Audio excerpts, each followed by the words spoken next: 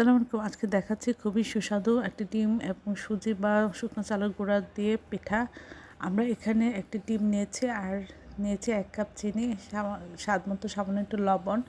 আর এখানে আমরা দিয়ে দিব 1 কাপ শুকনো আতপ চালের গুঁড়া, শুকানো ঝরঝরা। এটাতে এর পরিবর্তে আপনারা সুজি দিতে পারেন।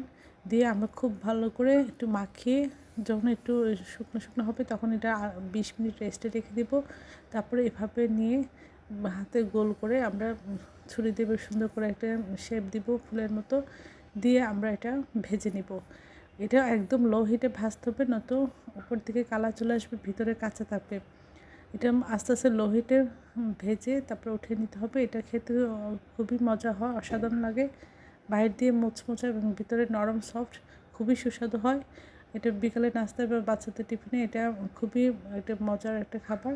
আশা করি এই রেসিপিটা আপনারা একবার হলেও ট্রাই করবেন। সবাই আমার চ্যানেলটি লাইক করবেন, শেয়ার দেবেন, সাবস্ক্রাইব করবেন, প্রিয়জনকে বেশি বেশি করে শেয়ার দেবেন। আমার চ্যানেলে সব রকম রান্নার রেসিপি রয়েছে, আশা করি দেখবেন। আর এই মজাদার পিঠাটা একবার হলেও আপনার বাসায় তৈরি করে খাবেন।